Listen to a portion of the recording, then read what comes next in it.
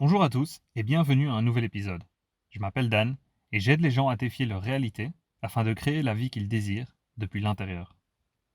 Il y a une phrase qui devient de plus en plus populaire depuis qu'il y a de plus en plus de monde qui passe par son éveil spirituel.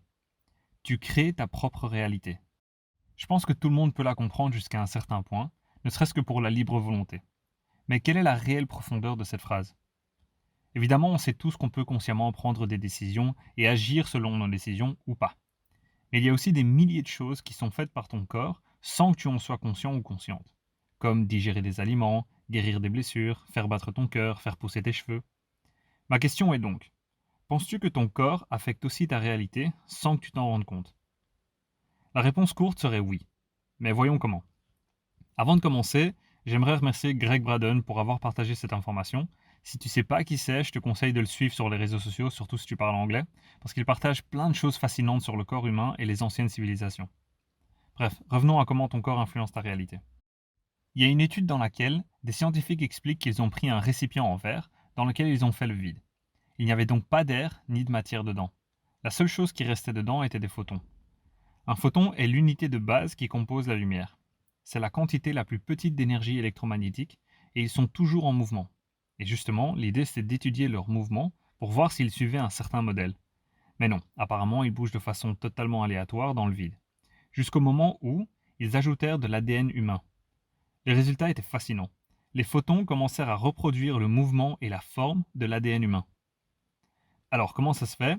Tout simplement parce que notre ADN communique avec cette énergie électromagnétique en produisant une énergie similaire appelée biophotons.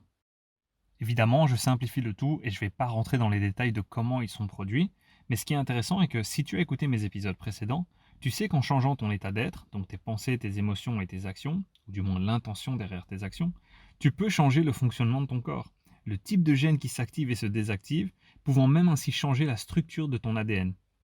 Ce qui signifie qu'en manipulant notre état, on peut modifier la communication de nos biophotons avec les photons qui nous entourent, ce qui changerait leur réaction aussi. C'est en partie de cette façon que notre énergie communique avec l'énergie qui nous entoure, qui n'est tout autre que le champ quantique de l'univers, duquel nous faisons partie bien sûr. Les grands leaders de l'histoire de l'humanité étaient tous d'accord sur une chose. Nous sommes ce que nous pensons. Oui et non. Il y a une couche supplémentaire. La pensée à elle seule n'est pas suffisante. Parce que tu penses avec ton cerveau. Et comme je l'ai dit auparavant, celui-ci n'envoie qu'un signal électrique dans le champ quantique, tandis que le corps envoie un signal magnétique. Et l'arme secrète de ton corps, c'est ton cœur. L'énergie qu'il produit ne fait pas que passer par le corps et à l'extérieur, mais elle est aussi 5000 fois plus puissante que celle du cerveau. Cette énergie produit un effet expansif dans le champ quantique. C'est pour ça que tes pensées doivent s'aligner avec tes émotions. Sinon, le message électromagnétique que tu envoies à l'univers est incohérent.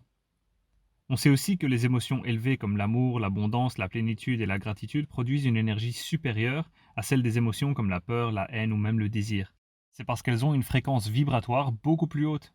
Et c'est comme ça que l'on applique la loi de la vibration et qu'on tire les bénéfices de la loi de l'attraction. Peut-être que tu ne peux pas voir le procédé à l'œil nu, mais le développement de ta nouvelle vie est indéniable. L'énergie attire la même énergie. Seul l'or attire l'or, le plomb n'attire pas l'or. Si t'es une personne triste, t'es pas bien avec des gens heureux. Et si t'es une personne heureuse, t'es pas bien avec des gens tristes qui se plaignent constamment. Tu peux le ressentir même si tu n'en connais pas la raison. Et si tu restes assez longtemps avec eux, leur énergie finira par t'affecter et ta propre vibration changera. Je l'ai vu et vécu plus d'une fois. Du coup, aujourd'hui, je fais beaucoup plus attention avec qui je passe mon temps ou je laisse rentrer dans ma vie.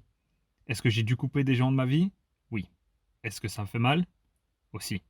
Mais c'est beaucoup moins douloureux que d'être dans une vibration basse pendant des années et dans une spirale de pensées et d'émotions négatives qui me déprimait tellement que je me sentais comme si j'avais zéro énergie. Mais je suis un homme, donc je ne pouvais pas montrer que tout ça m'affectait. Même pas à moi-même, parce que ce serait comme montrer de la faiblesse. Sans savoir qu'en plus, je ne faisais qu'en demander encore plus à l'univers de manière inconsciente. C'est ce qu'on nous apprend, nos parents, les films, les séries, et j'étais piégé, coincé. J'arrivais pas à sortir de cette situation par peur de l'inconnu. Jusqu'au moment où j'en pouvais plus. Et je me suis demandé, ça y est, c'est tout ce qu'il y a dans la vie. Travail, copine qui un jour devient ma femme, et faire toujours la même chose jusqu'au jour où on est des gosses. Je peux assurer deux choses. La première, c'est que je vais jamais me marier. Ça pourrait être une longue conversation, mais je vais le résumer en disant simplement que je n'y vois aucun avantage. Le mariage est une règle, un business, mais loin d'en être un bon. La deuxième, je sais pas si j'aurai des enfants, mais si j'en ai, ce ne sera pas par ennui. Je veux pas être un père dépressif parce qu'à ce moment-là, je sais que je serai d'office un mauvais père. J'étais déjà pas le meilleur des copains et à l'époque, je pensais que tout était la faute de ma copine, mais aujourd'hui, j'arrive à voir mes erreurs. Et si t'es un mec et que t'écoutes ça, je voudrais te donner un conseil. Ne t'empêche pas de ressentir tes émotions. Ne pense pas que le fait de rien ressentir te rend plus homme.